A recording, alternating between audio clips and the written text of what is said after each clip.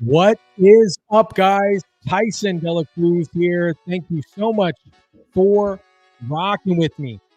Candace Owens has been on an investigative spree. Shout out to Candace Owens and shout out to Joe Brown, Judge Joe Brown, and shout out to you guys.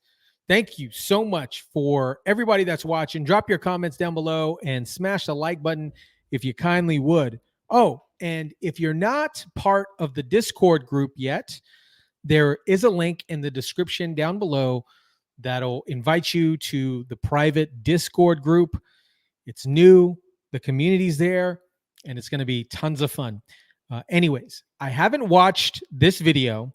We're not going to watch the entire interview with Candace Owens and Joe Brown.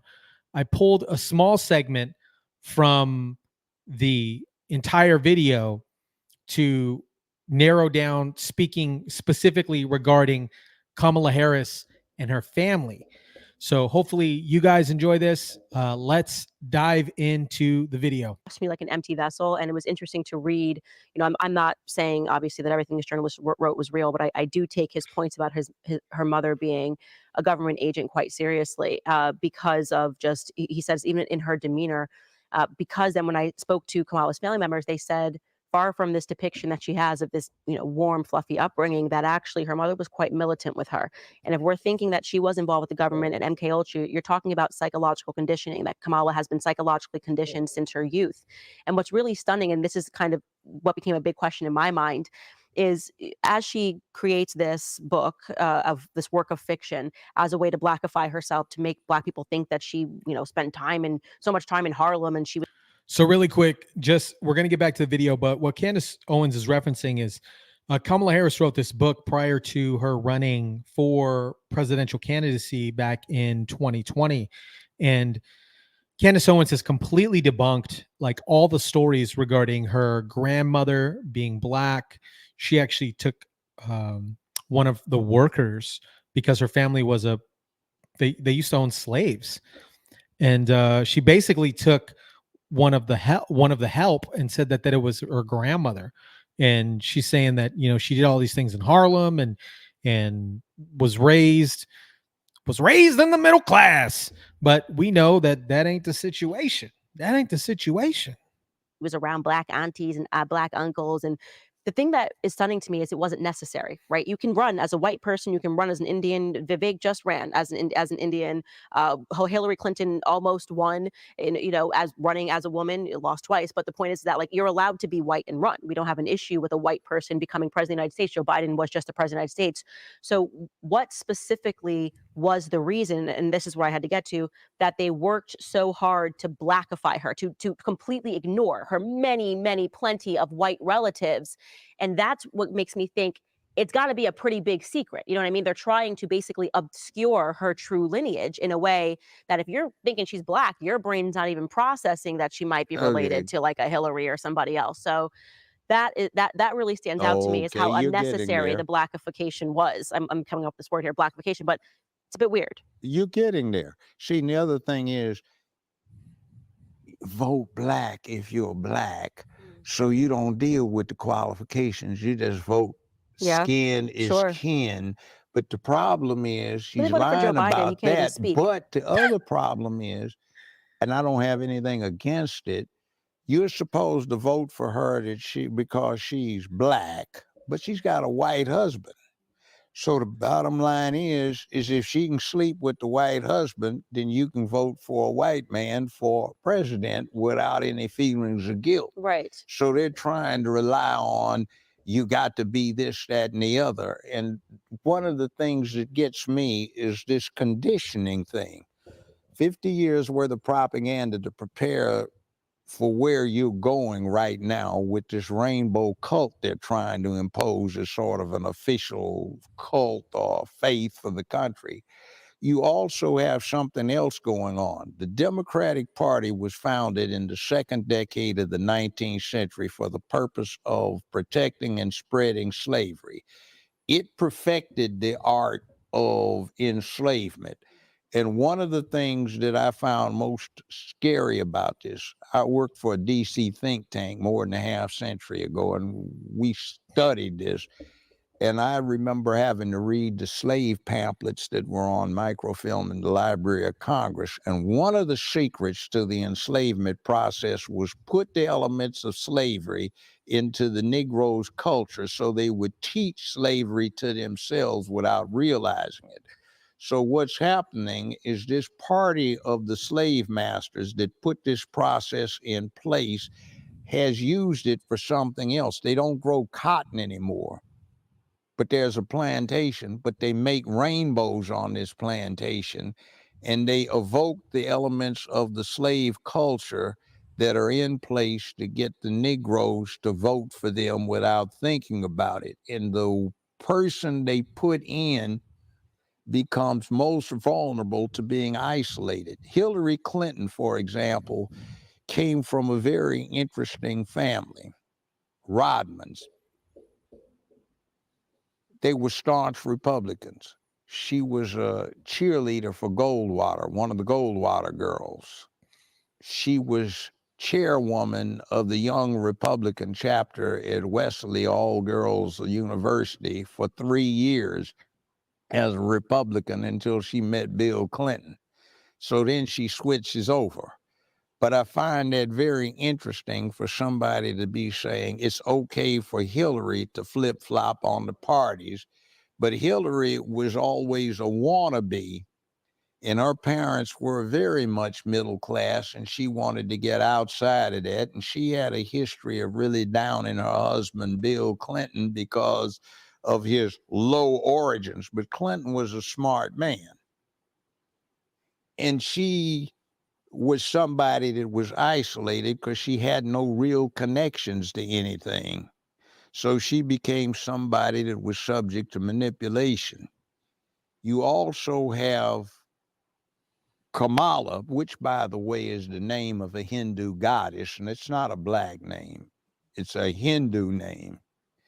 And you've got her, she's isolated because who are her relatives? You know, one of her relatives by marriage, his name is Jesse Smollett, the one that got caught up with that fraud thing. He's her nephew by marriage. Okay. You get this little Yes, picture, a yeah. family connection and the noose around the neck. And by the way, I interviewed several Chicago detectives and police on that, and I happen to know one that's a cop. He's back in the DMV area now. And Jesse and the bunch had been planning this for months, and they used to discuss it at this particular athletic club, and everybody knew it. And they got pictures of Jesse Smollett buying this noose during Halloween season at a costume shop. They've got it on video, and on security cameras, you can see him putting the noose around his own neck. And he had met with Kamala just before that, and she and Cory Booker, this is the same day when he flew into Chicago. They had been working on something that Conyers came up with in 1997 that is now modified and introduced as the Emmett Till anti-lynch bill. Wow. Remember the neck and the whole thing? They went off and then they had to withdraw it because of the fraud that came out. Wow. Well, see, this is something they're trying to do. And maybe this will give you an idea of how they're sneaking around here. The Emmett Till anti-lynch bill has nothing to do with black people. No bill they put up has anything to do with black people. No. Or just the headline. But then when you read the headline does. Yeah. But what it does is it puts into the American federal criminal laws for the first time sexual orientation as a victim category for criminal offenses. Now, when you think of a lynching, you think of a mob killing somebody, right? Well, the Emmett Till anti-lynch bill, one, doesn't require a mob. It can be one person. It doesn't even require a homicide. You can kidnap somebody or beat somebody. And how does that play out? What happens, let's say you have a guy who's broken up with his girlfriend or his wife, and he's feeling down, and some of his friends say, hey, man, let's go to the club. So he goes to the club with his homeboys, and he's dancing with this PYT, pretty young thing, in a tight, short dress, big boobs, hoop earrings, braids, down her back, and they're having a good time exchanging spit over in the shadows and drinking wine. And then he looks down. Man, you got a heart. What are you? You got a heart on. And he busts him in the mouth. Now that's federal lynching. Wow. So what they did with it, you see this bait and switch. Also, look at the Black Caucus. They love Kamala because she's just as big a fake as they are. If you examine the voting records for the Black Caucus, you will find something very interesting. Is it really of the Rainbow Coalition? Yeah, because they're a member of the Liberty Caucus, which is the LGBTQIA plus caucus in Congress. I think all but 4 or 5 of them. And they do more work for the Liberty Caucus than they do for the Black Caucus. Now, we have in Memphis, for the 9th District of Tennessee, we have Steve Cohen. He's white, he's Jewish, he's gay, and guess what? He is chairman of the Black Caucus's Reparations Committee. So he's also holds that same position for the Liberty Caucus. So what is this? When you look at 5 years ago, they had that circus for 2 weeks about whether to have a formal committee set up to study reparations. And then 2 weeks later, on the first voice vote, no debate, they passed what's known as, quote, the Gay Reparations Act. Okay, so this is what we're doing is we're using Black people as a smokescreen Yeah, to allow, and that's what they're doing with LGBTQ to Kamala spike the ball. Harris. Yeah. You take a significant voting group that has emotive needs and cravings to belong, and here you give them an opportunity to identify with somebody who has absolutely no connections with them. Even if it was Black, she's not somebody who has a prior generation in America. She is the immigrant herself because her parents were not immigrants. She is the immigrant. And by a technical call, she's qualified to run for president. See, the Constitution defines citizenship in 2 places. 1, how to be a citizen, and 2, qualifications for being president or vice president.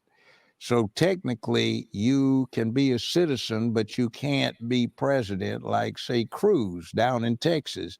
He ran, but nobody brought it up. He was born in Canada, so he was not born on American soil.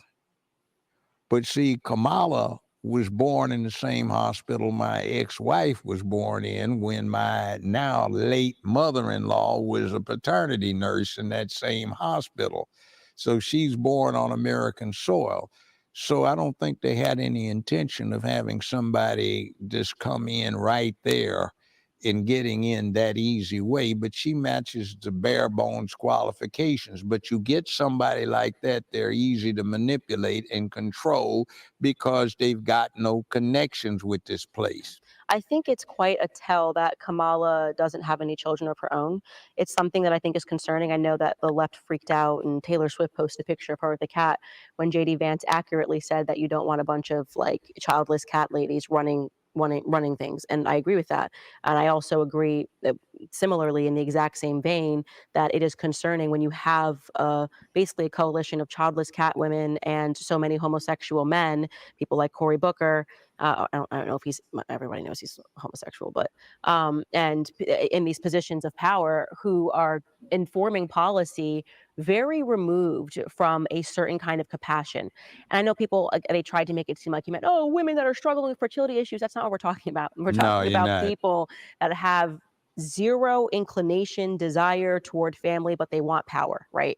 And it genuinely scares me when I think about this, because they are naturally nihilistic. They're where they gain that power and that assertion from within themselves. To me, is quite troubling, and their ability to inflict pain. I did a lot of translating, pardon, the pieces that the journalists that exposed Emmanuel Macron's upbringing and the fact that his wife was actually born a man. He spoke about this at length, about when you have someone who was raised up like this, someone who was sexually assaulted when he was young, introduced to sort of these perverted sexual things. We're talking about so much sexual perversion in the government. Their ability to inflict pain on others almost knows no bounds. There's an element of a sociopathic nature that's instilled in them at a very young age. And I think we have too many of these sociopaths that are in government. Their ability to lie. Like I say to people, pause, forget what you think about Kamala, whether you're voting for her, whether you're not voting for her. We've now established as a fact that she put a fake woman in her book and tried to present this Black woman as her grandmother. What kind of a person would do that? Yes. Like, what do you think about what that takes to find the photo, whether it's photoshopped, whether it's a photo of you with a different person, whatever. You put it in your book, you lie. You are sealing the identity of a Black person, knowing that actually you descend from slave owners, right? And you feel nothing. And you keep this up because you realize nobody's fact checked it. You're going around, you're trying to Blackify yourself, and you feel nothing. What does that tell you about what that person is capable of? That they don't have basic. That is freaking crazy. That is nuts that somebody would take somebody else's grandma or mom and say, "Oh, this is my grandma and she's Black." What? That's crazy to me. What do you guys think about this? Drop that down in the comment section down below. Like, what? Who would do that? Oh, that's right. Kamala Harris. Morality. Ruthless, unprincipled person. And you pointed this out earlier. What happens when you have no legacy? Yeah. You don't have any interest in continuity. You're not thinking like you do when you have children, grandchildren, or when you adopt somebody who is actually a child and you participate in raising them. Mm-hmm. And I hate to do this as an analogy, but dogs are part of our families, right? People love their dogs, but you didn't have the dog, you adopted the dog.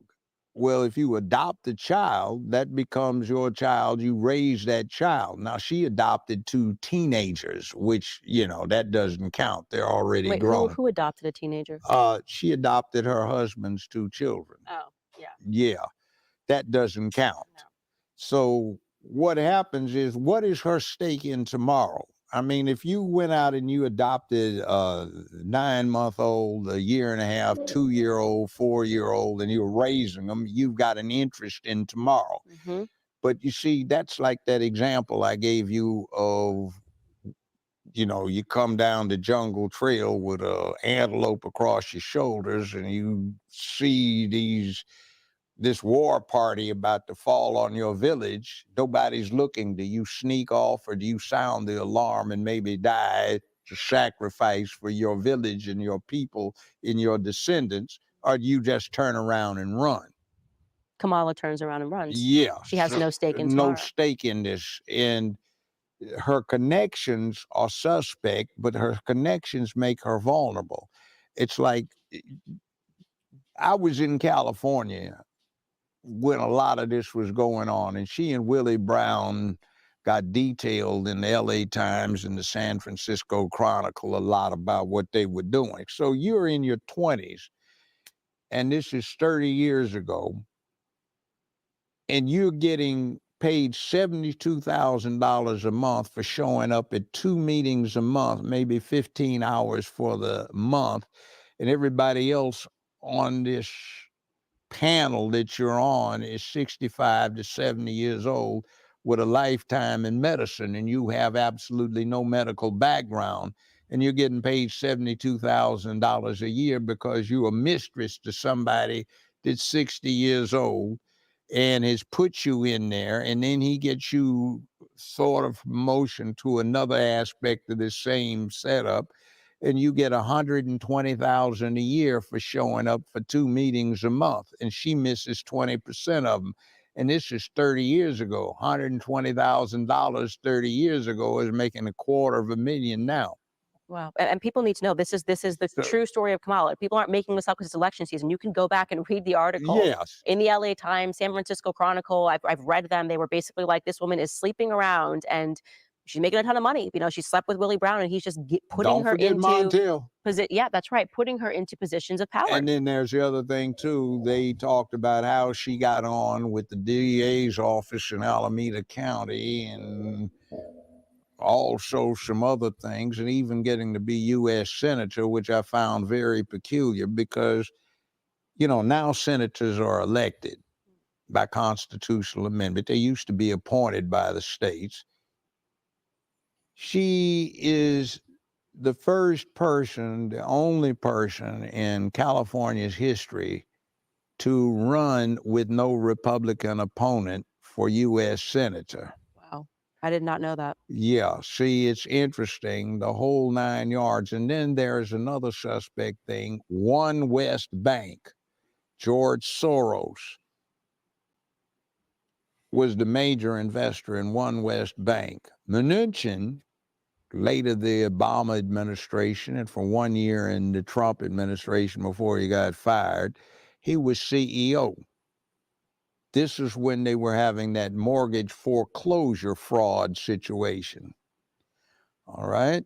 I had 3 neighbors lost their properties behind this fraud. So just about every county in California returned indictments against Mnuchin and One West Bank. There were 5,200 plus counts of indictments returned. 5,200.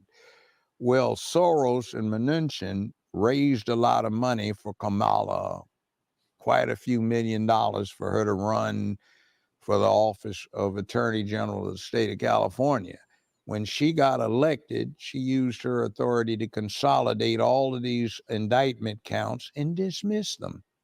3 weeks later, George Soros sells One West Bank for $3.42 billion. And then they raised a lot of money to get her elected as U.S. Senator without Republican opposition. Now, can you imagine California with no Republican candidate running against the Democratic Party candidate? See, that's how she gets in. And at that point, she was Indian. Oh, yeah. She was sworn in as Indian. Yeah. So she wasn't talking about being black. I find something else, too. If you are part white and you're part black, what are you as far as Americans concerned? You're black. Mm-hmm. You're part Asian and part black. America takes you as black. So how does she get to be Indian, recognized as such if she's got black in her? She doesn't. No, she's without question Irish Indian. There's no question about it that she's Irish Indian. You get this mythology in, but she's easy to control because A, she's lazy. I know a lot of lawyers, now senior members of a firm that I recruited to law school way back when at UCLA back in early 70s. And they'll tell you, she was not one that put in a lot of work when she prepared for a case. She'd shorten her hemline up every day of the trial, and somebody's supposed to be impressed. And we have somebody that counted on other people doing the work, and she did the casting couch thing to get to the top. But at the top, what are you going to do? Exactly. If you're not qualified. Going to deal with Putin? He's probably got something waiting in the far wing of the Kremlin that looks a lot better than this 60-year-old woman. Xi Jinping, you know, he's going to be inscrutable and no. Well, you even saw when Putin sat down with Tucker, he was very clear. He's like, I don't deal with your president's. He heavily implied it's just a show, and I deal with the CIA. Like, your presidents are not running the country. I deal with the CIA, and this was why the media freaked out when Tucker was going out there, because this is kind of I think now a known thing that the people that purport to be in charge are just puppets, and there's people behind the scenes that are pulling the strings. And it seems like that is very much the military-industrial complex. We're talking about Halliburton, we're talking about the CIA. The war machine is telling them what to do, what to say. They just need someone that can at least read the teleprompter. And Joe Biden stopped being that. Yeah, he He can't stopped read the being able to teleprompter. even just read the teleprompter. So they said, okay, we've got to go to our B option, which is Kamala. And then look at this. There was no primary vetting. I know. It's incredible. There wasn't even anything the old time way where you had convention ballots going on. The last time she put herself to the test, she had to withdraw early in the primary season because she wasn't doing anything at all. And then you have this other thing where how do you jump from being the least popular vice president or president in the country's history, if you take the last 70 some years of polling, and all of a sudden you become a front runner? It just doesn't happen. But then you look at what's going on with the press that, I'm astonished at the press now. It's like they're the propaganda engines for the Democratic Party. They've always been that, Well, no, they weren't. Not back when. You'd have a report that said, okay, Donald Trump claimed that so on and so forth. Meanwhile, his Democratic opponent made a counterclaim. You wouldn't have Donald Trump lied about this, or Donald Trump made a false assertion. Yeah, you're right. I guess what I mean to say is that I think the media, I shouldn't say has always been Democratic.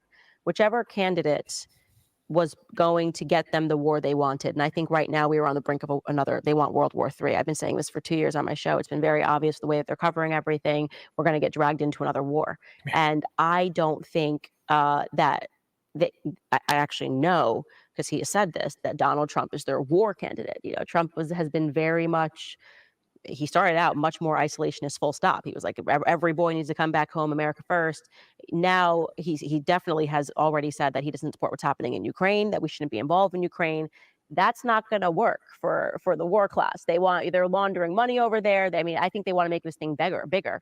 And Kamala is just an empty vessel. She'll do what they'll say. Trump is got his guts. He's got his wits about him. He's going to say, I don't want to do this. I'm not going to do that. He's too strong of a person. He's somebody actually in charge, not a figurehead. Right. Now, Bill Clinton. And they can't have that. Bill Clinton was a hillbilly, but he had leadership capacity and he was a strong man.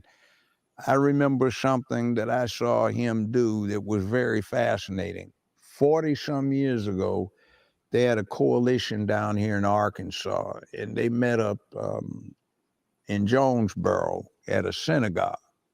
I think it was Jonesboro. And I went down there to consult with them, and they had an organization that had farm workers, League of Women Voters, Jewish Defense League, etc., and a bunch of ministers. And these night riders were coming by in flatbed trucks with shotguns and rifles, intimidating everybody. So they got the bright idea of, let's call the governor. He's a young guy. So they did. Bill Clinton showed up, buffed out dude, big, and he had his Arkansas State Police guards, and he made them wait inside the synagogue or church, and he gave his coat to the preacher, and there was this guy with a bullhorn over there agitating. He went over and knocked the thing out of his hand. The big guy picked him up, rammed him up against the wall. His feet were about this high off the ground, fished in his pocket, took his wallet out, looked through it, put it back in, and said, your name's so-and-so, this is where you live. And if I see anybody, hear about anybody coming back here to mess with my constituents, I'm getting you. And he threw the guy down, and somebody came up with a shotgun. He punched him, butt stroked the guy with his own shotgun, and walked down the sidewalk, knocked 4 or 5 people to the ground, and said, anybody want a piece of this? I said, damn. All right. I'm impressed. But you see, they don't make them like that now for the Democratic Party. They don't have any give 'em hell Harrys. They don't, who was a captain in the artillery in World War I and decorated. They don't have any John F. Kennedys who had PT 109 chopped in two by a Japanese destroyer. They don't have any FDRs who was Secretary of the Navy from a family of warriors, least of all Teddy Roosevelt, who led the Rough Riders up with the 10th Cavalry up San Juan Hill. You don't have that. You don't even have Lyndon Baines Johnson, who was an interesting guy. You don't have people like that now. You've got some wishy-washy somebodies that would be nobodies if they didn't have the lifetime political connections where there is obvious corruption. You, for your entire adult life, have been on a government payroll, but you're a multimillionaire. It just doesn't equate. Not at all. Right, right. So, and by the way, you get people who are very vulnerable. And when you have somebody that's vulnerable, you can control them. Emmanuel Macron, Barack Obama with his history, homosexual relationships. Yep, Biden. Let me tell you about Biden. Yeah. Fox 2.5 years ago did a moot court thing where I was the judge on it in New Jersey. So we kind of got a jury selected, and they were going to play grand jury. Was there probable cause to believe that Hunter Biden committed an act in violation of the Foreign Agents Registration Act, FARA? And we had the technician who worked on the laptops. And by the way, I said laptops, plural. There were 3, not 1 like the press is saying. Wow. And he downloaded all of them and had the documentation where he got permission from a perhaps high Hunter Biden. So we got to spend hours going through the laptops. There's a lot of incriminating stuff in there. Like, for example, I'm led to believe that one of the reasons that Trump wouldn't turn over the documents out of Mar-a-Lago is because they were deeply incriminating against Biden and Obama from what was being said on those laptops. This fool, this crackhead, even had White House tapes on that laptop. And they still have White House tapes, but they're not just auditory, they're visual. And some of the things in there, were there wartime things going on, would be treason. One of them concerned about backing the U.S. Navy off of aggressive counter-patrolling of the Chinese Navy in the South China Sea when they were trying to build these concrete emplacements on these slightly submerged atolls so they could claim 200 miles of Chinese territory around them, and they wanted the Navy to back off. That's all on there. And the admirals 2 months later in military times were complaining about them being told to stand down, and how disgusted they were with that. And there was money being talked about. You heard that thing about $10 million being mentioned. For the big guy? Yeah, but it wasn't just to the big guy. It was to Obama, Biden, and Biden. And in the video from the White House tapes, there's this Chinese guy talking about he'd made $100 million deposit in the business that Hunter was involved with, and each of them got 10%. That's, I mean, it may have been AI, but what was in there may not have been either, and somebody needs to look at it. And by the way, to show you what they're doing with weak people and being able to get away with stuff with what they've done with the press, the President of the United States is Commander-in-Chief of the Armed Forces. He can override any general. He can give orders to the generals. He's chief diplomat, and he can override the Secretary of State who works for him as a cabinet officer, all right? So what that means is just like he has unlimited pardoning power. Nobody can gainsay the president when it comes to pardoning. Nobody can gainsay the president when it comes to either classifying or declassifying in whole or part any document by any means he chooses. The case on that is United States Department of Navy versus Egan, EGAN, 1988. If you look into the whole thing, there are multiple concurring opinions, and they say he has absolute authority to classify or declassify. Right. There's an old case from 1803, a very famous one called Marbury versus Madison, that says the president is under no obligation to comply with an unconstitutional act of Congress. It set the principle for the Supreme Court being able to, or a court, appellate court, under appropriate circumstances, for being able to declare an act of Congress unconstitutional. And when they came up with this thing with the archivists have authority to dictate what they're going to take into the archives, that usurps the constitutional authority of the president, which cannot be done by legislation.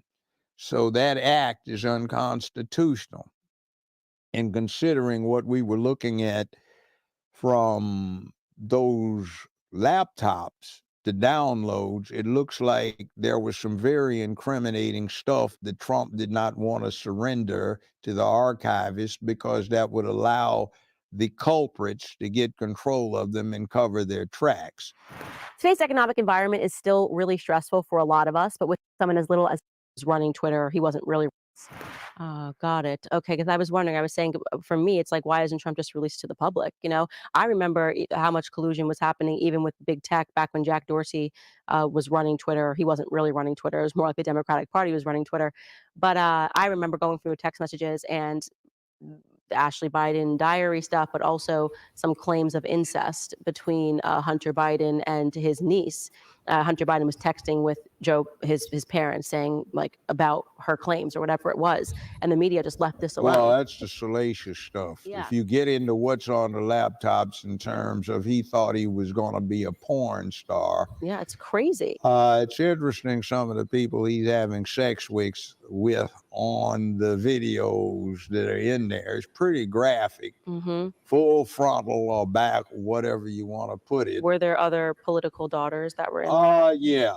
I think because I remember seeing someone that looked like someone, but I was like, it was someone. You can see it in there. I mean, and they cleaned it up, but there are three of them. 1, 2, 3. And that black box behind the Corvette in the garage, there was some dialogue about, did your friends get a chance to look at the box? You know, this kind of thing, and big guy and all of this, et cetera, et cetera, et cetera. So we know nothing. I mean, it's just incredible. The public, they give us 10%, and then the 90% is just being completely hidden. But you see, there are ways of getting it. But you cannot rely on the mainstream media, because nowadays there's been a thing that has changed. They're into the ratings game. That was good. That was good. If you guys want to check out the full episode of Candace Owens and Joe Brown, I will place a link for it in the description below. But that was good. Let me know what you guys thought about it. Drop your comments down below. Smash the like button, share, subscribe. And as always, guys, I'll catch you on the next one.